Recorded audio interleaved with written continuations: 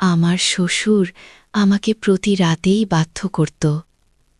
আমি শ্বশুরকে কোনো কিছুই বলতে পারতাম না। এক পর্যায়ে আমি শ্বশুরের কাছে জিম্মি হয়ে গেলাম।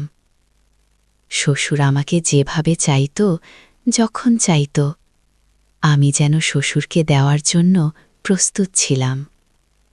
বন্ধুরা, আমাকে বিয়ে করে যে এই বাড়িতে নিয়ে এসেছে সে শহরে ব্যবসা করে, কিন্তু আমার জামাই ৬ মাস ৩ মাস পর পর একবার সে বাড়িতে আসে। কিন্তু বাড়িতে আসলেও সে মাত্র ৩ দিন ১ সপ্তাহ থেকে আবার চলে যেত। কিন্তু বন্ধুরা, আমার বাড়িতে থাকত আমার শ্বশুর। এদিকে আমার শাশুড়ি দীর্ঘদিন যাবৎ নেই। কিন্তু আমার ২ ননদ আছে, দুজনেরই বিয়ে হয়ে গেছে। তারা মাঝে মধ্যে আমাদের বাড়িতে বেড়াতে আসে। তাদের বাচ্চা কাচ্চা হয়ে গেছে। কিন্তু বন্ধুরা, শ্বশুর আর আমি এই ফাঁকা বাসায়, এই একটা গ্রামে, আমরা একাই থাকতাম। আমার শ্বশুর আমাকে এক প্রকাশে বাধ্যই করত। তাকে যেন আমার দিতেই হবে। আর আমিও শ্বশুরের সেই বাধ্যতা মেনে আমি যেন সবকিছুই মানা শুরু করে দিলাম। এভাবেই ছিল আমার দিন। আমি শ্বশুর মশাইকে শুরুতেই তেল মালিশ করে দিতাম। তার যত বাধা ছিল সবকিছুই আমি দেখাশোনা করতাম। এভাবে ১ দিন ২ দিন ৩ দিন চলে গেল। যাই হোক বন্ধুরা, তোমরা সবাই কেমন আছো? আশা করি তোমরা অনেক বেশি ভালো আছো। আমার কলিজার বন্ধুরা, তোমাদের জন্য একটা দারুণ ইন্টারেস্টিং গল্প নিয়ে হাজির হয়ে গেলাম। বন্ধুরা, আজকের গল্পটি হচ্ছে শ্বশুর এবং পুত্রবধূ। আর আজকের এই গল্পটা তোমাদের অনেক বেশি বিনোদন দেবে। তাহলে চলো বন্ধুরা, গল্পটা একেবারেই প্রথম থেকে শুরু করি।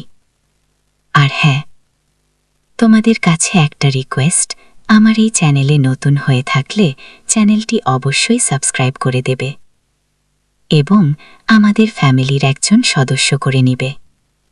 আমার স্বামী, সে মূলত একজন ব্যবসায়ী। শহরে অনেকেই আছে দামি জিনিসপত্র তারা বাঙালিতে ফেলে দেয় বা দিয়ে দেয়, বা কম টাকায় বিক্রি করে ফেলে। কারণ আমার স্বামী কোনো কাজকর্ম জানে না, লেখাপড়াও তার খুব একটা বেশি নেই। সে যে ইনকাম করে চলবে বা তার যে বউ পালবে, এরকম দক্ষতা তার এখনো হয়ে ওঠে নাই। যাই হোক, সে শহরে বাঙালি ব্যবসা করে। কিন্তু আমি বিয়ের আগে এই খবরটা একেবারেই জানতাম না। আমি বিয়ের পরেই এই খবরটা জানলাম। তো সে আমাকে বিয়ের আগে বলেছিল, যখন আমার মা বাবা বিয়ে ঠিক করেছিল, কারণ শহরে অনেকেই আছে দেখবেন অনেক অনেক রাস্তা পরিষ্কার করে, বা যারা বিদেশে যায়। হ্যাঁ, অনেকেই অনেক ধরনের কাজ করে, বাট তারা অ্যাকচুয়ালি কী কাজ করে আমরা কিন্তু সেটা জানি না। তো আমার স্বামী বলেছিল সে নাকি বড় শহরে তার বড় ব্যবসা আছে। কি ব্যবসা আছে আমরা সেটা খোঁজ খবর নেই নাই, জানিও না। তো আমার এখন এই কপাল। তো বন্ধুরা, আমার শ্বশুর, সে ছিল একটু ভালো মানুষ। তার মোটামুটি বেশ কিছু সয় সম্পত্তি ছিল। আমাদের যেই গ্রাম, যে গ্রামের বাড়ি আমাদের, এই বাড়িটা মূলত শ্বশুরের। এখানে প্রায় ১২ শতকের মতো তার জায়গা রয়েছে। কিন্তু এই জায়গার মূল্য একেবারেই কম। তাছাড়া তার বেশ কিছু ফসল জমি রয়েছে। এছাড়া আনাজ তরকারি উৎপাদন করে শ্বশুর নিজেই সবকিছু করে। তার বেশ জায়গা সম্পত্তি আছে বলা চলে। তবে আমার শ্বশুর যেহেতু একজন কৃষক, সে কৃষিকাজ করে সারাদিন। রাতের বেলায় সে একটু চিৎকার চেঁচামেচি করে। তার নাকি বুকে জ্বালা পোড়া হয়। তাছাড়া তার হাঁটুতে, কোমরে, বিশেষ করে মাথায় খুব বেশি ব্যথা করে। আমাকে প্রায় সময় বলতো আমার শ্বশুর, বৌমা, আমাকে একটু মাথাটা ব্যথা করতেছে। একটু তেল মালিশ করে দিবে, একটু পায়ের তলাটা মালিশ করে দিবে। তো বৌমা, আমাকে সে খুব আদর করে আমাকে বৌমা বলতো। আর তাছাড়া আমি ঘরের কাজ করতে খুব ভালোবাসি। বিশেষ করে শ্বশুর শাশুড়ি আমার স্বামীর সেবা যত্ন করতে আমি খুব ভালোবাসি, যেহেতু আমি গ্রামের মেয়ে। কিন্তু বন্ধুরা, আমার শ্বশুর ছাড়া এ বাড়িতে আর কেউ ছিল না। আমি আমার শ্বশুরকে প্রায় সময়, রাত নেই দিন নেই, আমি তাকে মাথায় কপালে তেল মালিশ করে দিতাম, তার মাথা টিপে দিতাম, পায়ের তলায় তেল মালিশ করে দিতাম, হাঁটুতে দিতাম, কোমরে দিতাম, পিঠে দিতাম। তাছাড়া মাঝে মধ্যে আমি তার শরীর টিপেও দিতাম। হ্যাঁ, সে বেশ আরাম পেত। আসলে আমার শ্বশুর দিনের বেলায় সে ফসলে জমিতে কাজ করে, আর রাতের বেলায় তার শরীরে ব্যথা করে। এই জন্য সে আমার কাছে একটু আরাম চাইত, আর আমিও তাকে আরাম দিতাম।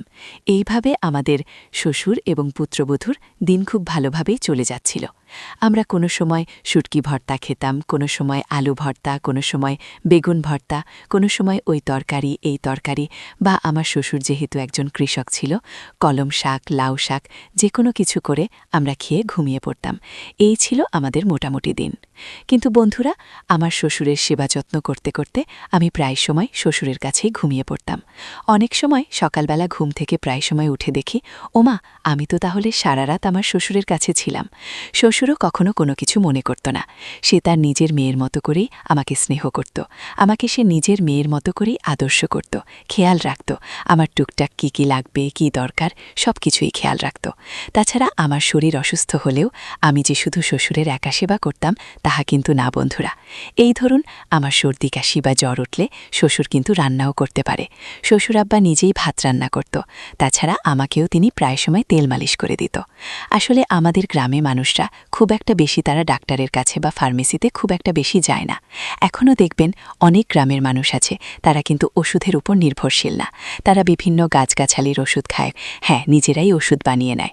আবার অনেকেই বিশেষ করে তেল মালিশটা শুকনা মরিচ, তারপর হচ্ছে রসুন, এগুলো দিয়ে তেল মালিশ করে ফু দেয়। ফু দিয়ে এটা মালিশ করে দিলে ভালো হয়ে যায়। আমার শ্বশুরমশাই একজন কৃষক ছিলেন, কিন্তু উনি সেই সঙ্গে একজন কবিরাজও ছিলেন। হ্যাঁ হ্যাঁ, একজন কবিরাজ। তিনি কিন্তু অনেক আগের যুগের একজন মানুষ, কিন্তু তার শরীর, তার ফিটনেস দেখলে আপনারা বলবেন উনি কি সত্যিই এত বয়স? না, এটা কোনোভাবেই বোঝার উপায় নেই। তিনি একজন কবিরাজ মানুষও ছিলেন। এই তিনি গাছগাছালি দিয়েও ওষুধ বানাতেন, তারপর তিনি পানি পড়া দিতেন, ওষুধ নিজেই বানাতেন।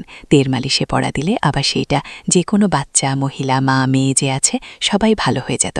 তো আমার যখন জ্বর ব্যথা হতো বা আমার পেটে ব্যথা হতো, একদিন আমার খুব বেশি পেটে ব্যথা হয়েছিল।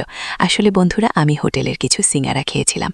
আমার ওই পাশের এক পাশার বান্ধবী খাওয়ার জন্য সিঙ্গারা নিয়ে এসেছিল। ওটা খাওয়ার পর থেকে আমার প্রচুর পরিমাণে পেট ব্যথা। আর তাছাড়া তখন খুব রাত হয়ে গেছিল, প্রায় রাত 11টা বাজে। এত রাতে এখন তো আর ফার্মেসি খোলা থাকবে না। তাছাড়া ডাক্তারের কাছে যেতে হলে অনেক দূর যেতে হয়। আমাদের গ্রামটা ছিল একেবারে নদীর চরের সঙ্গে। আমরা চাইলেই সহজে দোকানে, বাজারে কিংবা ফার্মেসিতে যাওয়া আমাদের পক্ষে কোনো বডেই সম্ভব ছিল না। তো সেদিন রাতের বেলা আমি পেটের ব্যথায় চিৎকার চাচামাচি করতে লাগলাম রুমের ভেতরে। তখন আমার শ্বশুরমশা আমার চিৎকার চাচামাচি শুনে সে দৌড়ে আসলো। এসে আমাকে বলতেছে, আরে বৌমা, কি হয়েছে তোমার? আমি শ্বশুর আব্বাকে বললাম, জানি না বাবা, দুপুরবেলায় 2টো সিঙ্গারা খেয়েছিলাম, শুকনা মরিচও খেয়েছিলাম সাথে। আসলে রাতেও ভাত খেতে পারি নাই, পেটে খুব বেশি ব্যথা করতেছে, আর পারতেছি না। তখন আমার শ্বশুর আব্বা আমাকে বলল, বৌমা, তোমার পেটে ব্যথা করতেছে? আহারে, তুমি তো আমাকে আগেই বলবে। দেখো তো, আমার লক্ষ্মী বউটা আমাকে বলতেছে না। আচ্ছা ঠিক আছে, তুমি একটু সময় অপেক্ষা করো, আমি তোমার জন্য একটা তুতকা নিয়ে আসতেছি। আমি তখন একটু অবাক হয়ে শ্বশুর আব্বাকে জিজ্ঞাসা করলাম, বাবা, এত রাতে তো ফার্মেসি খোলা নেই। তাছাড়া ফার্মেসিটি যেতে গেলে তো নৌকা দিয়ে পার হয়ে অনেক দূর বাজারে যেতে হবে। আপনি এত রাতে কি করে কি আনবেন? ওষুধ তো এখন আনা সম্ভব না। তাছাড়া বাবা, আমার পেটে খুব বেশি ব্যথা করছে, খুব কষ্ট হচ্ছে। তখন আমার শ্বশুর আব্বা আমাকে বলল, ধোতো পাগলি মেয়েটা, কি বলে? কে বলেছে তোমাকে আমি ফার্মেসিতে যাচ্ছি? শোনো বৌমা, আমি সারা এলাকার মানুষকে ওষুধ দেই, আর তুমি আমাকে বলতেছো আমি ফার্মেসিতে গিয়ে ওষুধ আনবো? দা শোনো, আমি একটা পান নিয়ে আসতেছি পাশের রুম থেকে।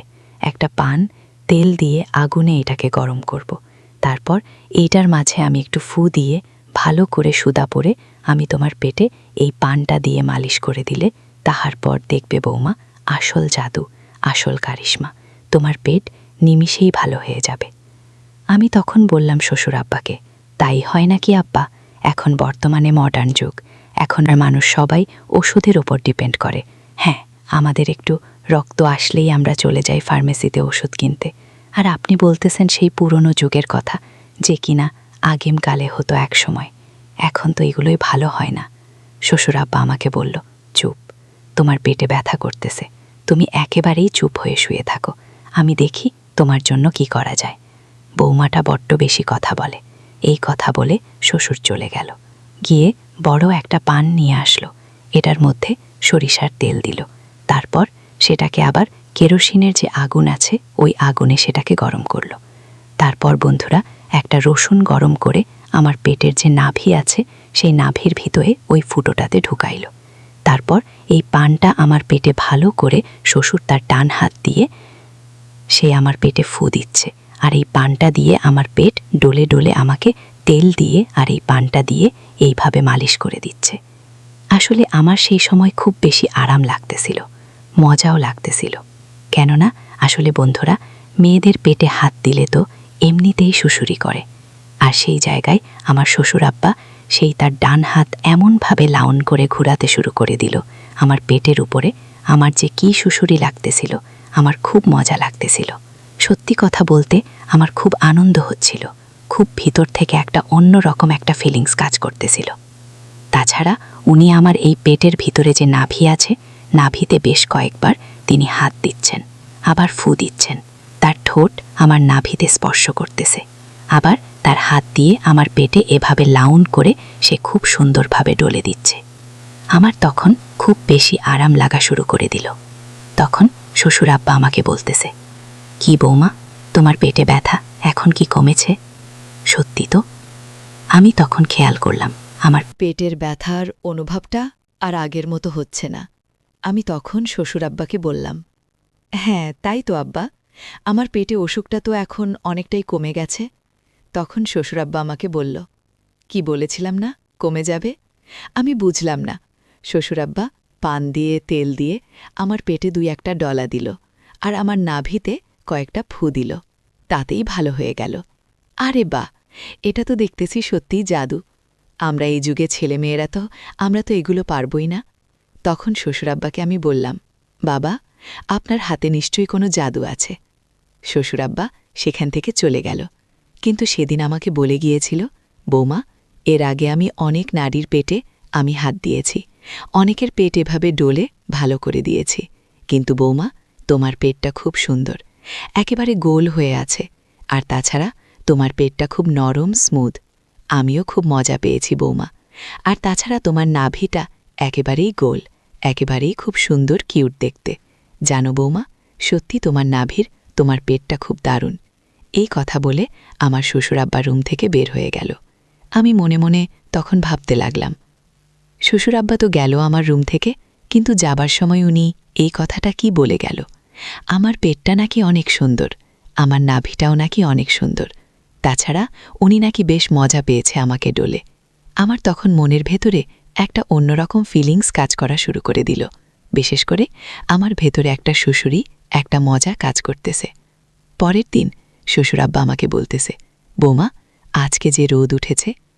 শ্বশুর আব্বা রোদের ভেতরে ফসলের জমিতে সার দিয়ে আসলো, তার পুরো শরীর একেবারে গেমে আছে, আর এই রোদে তার মাথা খুব গরম হয়ে আছে, সে অজ্ঞান হয়ে পড়ে যাচ্ছে, এরকম একটা অবস্থা। আমাকে বলল, বৌমা, আমাকে একটু গোসল করিয়ে দিবে? আমি বললাম, হ্যাঁ বাবা, আমি দিচ্ছি আপনাকে।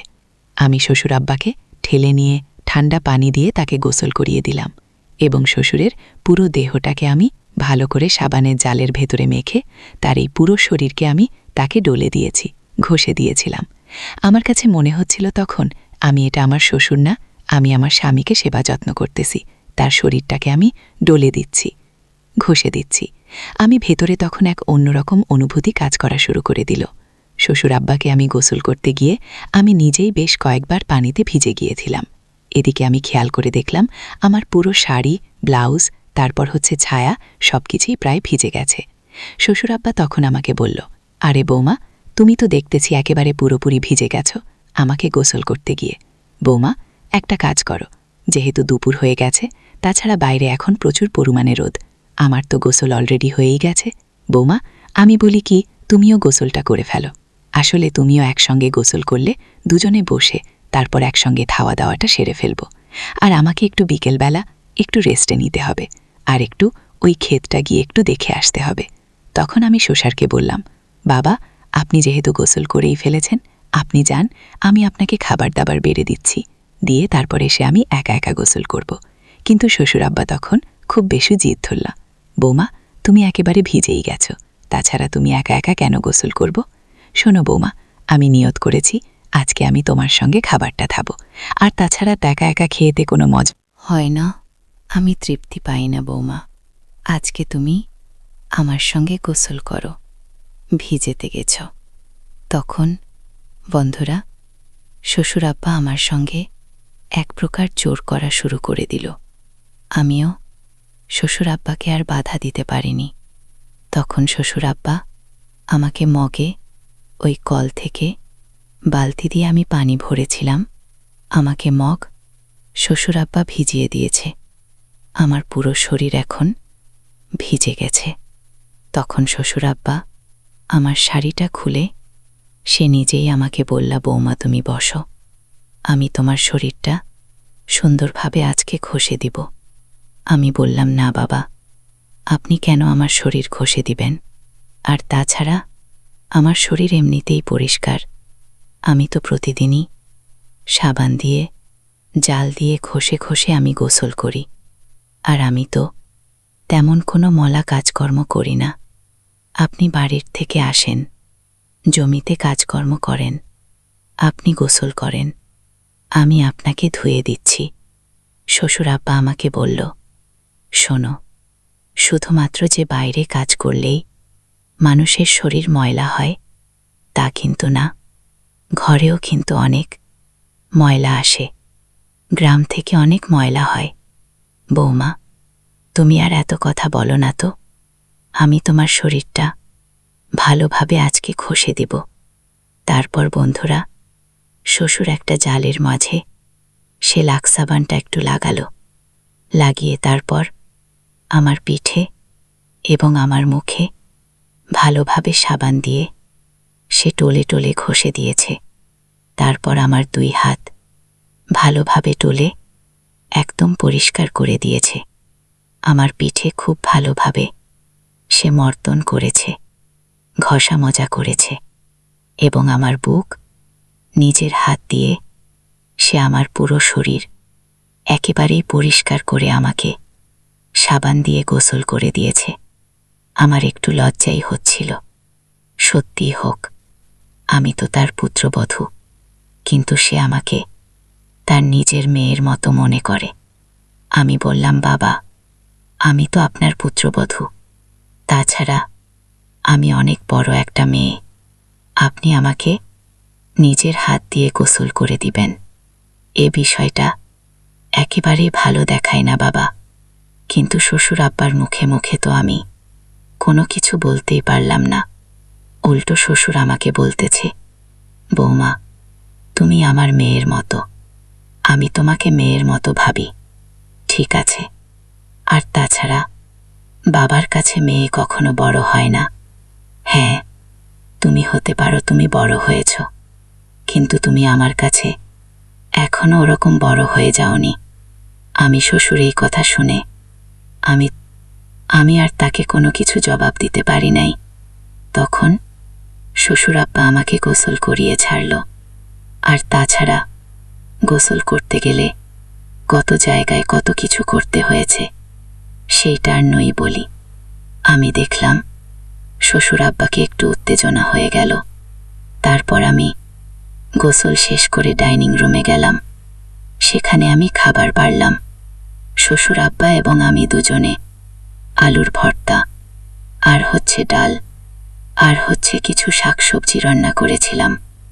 সেগুলো দিয়ে একেবারে পেট ভরে খাবার খেয়েছি।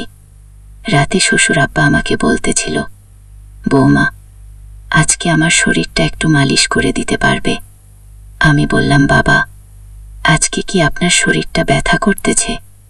বলো, না, ব্যথা করতেছে না, কিন্তু আমার ঘুম আসতেছে না মা। আর তাছাড়া ঘুম না আসলে না আমার একদমই ভালো লাগে না। তারপর শ্বশুর আব্বার কপালে, তার পায়ে এবং তার সারা শরীরই দিয়ে দিলাম। সেদিন রাত বাজে প্রায় 11টা। আমি তার লুঙ্গিটা একটু উপরের দিকে উঠিয়ে আমি পায়ের গড়া থেকে একেবারে হাঁটু পর্যন্ত তাকে মালিশ করে দিলাম। সে বেশ আরাম পাচ্ছিল। এভাবে প্রায় রাত 12টা থেকে 2টো পর্যন্ত তেল লাগাইলাম। হঠাৎ করে সে আমাকে জড়িয়ে ধরল। তখন আমাকে এসে জড়িয়ে ধরতে আমি বললাম, বাবা, একে আপনি কি করতেছেন? তখন সে আমাকে বলতেছে, আরে বৌমা, আমি তো তোমার শাশুড়িকে মনে করে জড়িয়ে ধরে ফেলেছি বৌমা। মা, তোমাকে একটা রিকোয়েস্ট করব। আমি তখন শ্বশুর আব্বাকে বললাম, কি বাবা, আপনি তো কখনো আমাকে এভাবে বলেন না, কি বলবেন? শ্বশুর আব্বা তখন আমাকে বলতেছে, বৌমা, আজকে মনে হয় বৃষ্টি হবে। তাছাড়া আমার এখানে মেঘ পড়ে, আমি তো রাতে উঠতে পারি না। বৌমা, তুমি কি আজকে আমার এখানে থাকবে? আমি বললাম, বাবা, আপনার কাছে আমি কি করে থাকি? শ্বশুর আব্বা তখন আমাকে বলতেছে, বৌমা, তুমি কি আমাকে বাবার মতো দেখো না? বাবার চোখে দেখো না? আমি বললাম, হ্যাঁ, আপনি আমার শ্বশুর হলে কি হবে, আমি তো আপনাকে বাবার চোখেই দেখি। তখন সে আমাকে বলতেছে, না বৌমা, তুমি মনে হয় আমাকে তোমার বাবার চোখে দেখো না, আমি তো তোমাকে নিজের মেয়ের মতোই দেখি। তখন এই কথা বলার পর বাবা আমার মনে একটু অশান্তি সৃষ্টি করে দিল। তারপর আমি বাবার কাছে থাকতে বাধ্য হলাম। শ্বশুর আব্বা মাঝখানে একটা কোলবালিশ দিল, আর এক পাশে আমি ঘুমিয়ে আছি, আর এক পাশে হচ্ছে আমার শ্বশুর। বাট রাতের বেলা কোলবালিশটা সরিয়ে সেদিন শ্বশুর শাশুড়ির কথা মনে করে, আমার শাশুড়ির নাম ছিল মালতী দেবী, মালতী মালতী বলে চিৎকার করে শ্বশুর আমাকে জড়িয়ে ধরে এক প্রকার আমার সঙ্গে সেদিন যেই ঘটনা ঘটালো, বন্ধুরা, সেই রাতে কি বলবো আমি। সেই রাতে আমি শ্বশুরকে বারবার বলতেছিলাম, বাবা, আমি আপনার মেয়ে বলতেছি, বাবা, আমি রুমা বলতেছি। বাবা আমার কোনো কথাই সেদিন শুনতেছিল না। শ্বশুর আব্বা সেদিন রাতেই শাশুড়ির কথা মনে করে আমাকে রাত 3 বার সে দিয়েই ছাড়ল। কি বলবো, সকালবেলা ঘুম থেকে উঠে আমার শরীরটা বেশ পাতলা লাগতেছিল, কিন্তু আমি সেদিন ঘুম থেকে উঠি নাই। শ্বশুর ঘুম থেকে উঠে আমাকে বলতেছে, বৌমা, কি হয়েছিল রাতে? আমি বললাম, বাবা, আপনি আমাকে মেয়ে মেয়ে বলে আপনি গতকাল রাতে কি করেছেন? আপনার একটাবার কি আপনার খেয়াল আছে? আমি কত করে আপনাকে বললাম, বাবা, আমি একটা উপযুক্ত মেয়ে, আমি একটা বড় মেয়ে, আমার এখন বয়স হয়েছে, আপনার পাশে এভাবে আমি শুতে পারি না বাবা। আপনি তো রাতে শাশুড়ির কথা মনে করে আমাকে তো রাতে যেই কাজ করলেন, আপনি এখন আমি কি করব বাবা বলেন তো? তাছাড়া গতকালকে আমরা কোনো প্রোটেকশনও ব্যবহার করি নাই। আপনি মুরুব্বি মানুষ, কিন্তু আপনাকে দেখলে তো কোনোভাবেই মনে হয় না যে আপনি মুরুব্বি। আপনার পাওয়ার তো আপনার ছেলের চাইতেও আরও বেশি। তখন আমার শ্বশুর আব্বা একটু লজ্জা পেয়ে এসে আমাকে বলতেছে, বৌমা, যা হয়েছে হয়েছে, বাদ দাও। আর দেখো বৌমা, তোমার শাশুড়ি আজকে কতদিন নেই। এই বুড়ো মানুষটা এইভাবে একা একা আর কতদিন থাকবে রে মা? তুমি যদি তোমার শ্বশুরের একটু দুঃখ কষ্টটা যদি না বোঝো, তাহলে আর কে বুঝবে? শ্বশুর সেই সময় আমাকে একটু ইমোশনাল করে দিল। তখন আমার কাছে মনে হয়েছিল আমার স্বামী আমার সঙ্গে বাটপারি করেছে, চিটারি করেছে। বিয়ের আগে সে আমাকে বলেছিল সে নাকি শহরে ব্যবসা করে, আর এখন দেখি সে শহরে বাঙালি ব্যবসা করে। 6 মাস পর পর একবার আসে, এসে আমাকে খুব বেশি সুখ দিতে পারে না। এভাবেই চলছে আমার জীবন। না, শ্বশুর মশার সঙ্গে গতকাল রাতে যেটা হলো, এটা আমি যেন কোনোভাবেই ভুলতে পারতেছি না। আমার চোখের সামনে ভেসে উঠতেছে। পরের দিন রাতের বেলা শ্বশুর আব্বা খাওয়া দাওয়া করে সে ঘুমিয়ে পড়ল তার মতো করে। আমি আমার রুমেই ছিলাম, কিন্তু আমি রুমের ভিতরে অনেকটা ছটফট করতেছিলাম। একা একা কি করব, কোনো কিছুই যেন ভালো লাগতেছিল না। মনের ভিতরে বলা চলে একটা অশান্তি চলতেছে। কোনো কিছুই তখন আমার ভালো লাগা কাজ করতেছিল না, একটু অশান্তি অশান্তি ছিল। তো এইভাবে আমার আর হচ্ছিল না। এরপরে আমি ভাবলাম কি করব।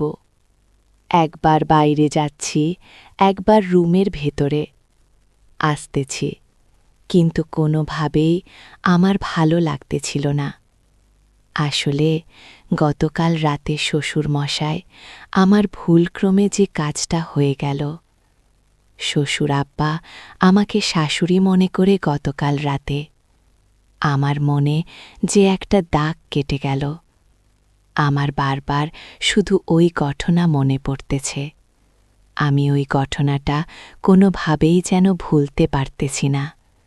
আর ওই ঘটনা যখনই আমি মনে করি, আমার ভেতরে একটা অশান্তি কাজ করে। আমার বুকের ভেতরে, মনের ভেতরে আগুন দাও দাও করে জ্বলে। কিন্তু এই মনের আগুন এখন কে নেভাবে? আমার এই শরীরের আগুন এখন কে নেভাবে?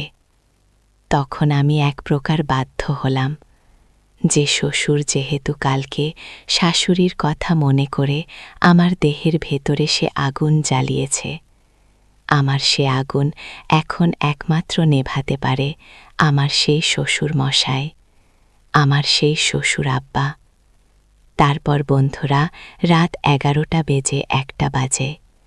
আমার ঘুম কোনোভাবেই চোখে আসতেছিল না। রাত 1টার দিকে আমি শ্বশুর আব্বার রুমে গেলাম। আসলে আমাদের ঘরের দরজা খোলাই থাকে, শুধুমাত্র বাইরের যে মেন গেট সেটা বন্ধ থাকে।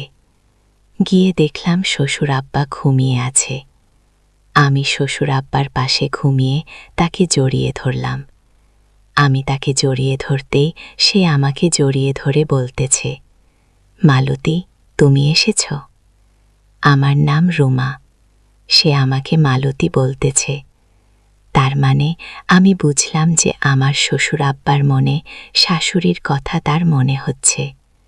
তখন সে আমাকে শাশুড়ি মনে করে সেদিন রাতেও জড়িয়ে ধরে তার খুব কাছে আমাকে নিয়েছে। আমিও তার সেদিন কাছে গিয়েছি। সেদিন রাতে আমি তাকে বাধা দিতে গিয়েও আমি তাকে আর বাধা দিতে পারলাম না, কারণ সেদিন আমার মন চাচ্ছিল, সেদিন আমার শরীর চাচ্ছিল, সেদিন আমার দেহ বলতেছিল, ইয়েস, আজকের এই দিনটার জন্য আমি অনেক দিন যাবৎ অপেক্ষা করে আছি। আমার স্বামী আমার দেহের আগুন সে কোনোভাবেই নেভাতে পারে না। 6 মাস পরে আসি, এইভাবে চলে না আমার। সেদিন শ্বশুর আব্বার সঙ্গে আমি নিজের ইচ্ছাকৃতভাবেই তার সঙ্গে আমি রাত কাটিয়েছিলাম। সকালবেলা যখন ঘুম থেকে উঠল, আমার শ্বশুর আব্বা আমাকে হঠাৎ করে তার পাশে ঘুমন্ত অবস্থায় ডেকে সে অনেকটাই চমকে উঠল। সে আমাকে বলতেছে, আরে রুমা, তুমি আমার পাশে কখন এসে ঘুমালে? আর আজকেও দেখতেছি কাপড় চোপড় কোনো কিছুই ঠিক নেই। আমি তখন বললাম, বাবা, আমার গভীর রাতে ঘুম আসতেছিল না, তখন আমি আপনার পাশে আসছিলাম।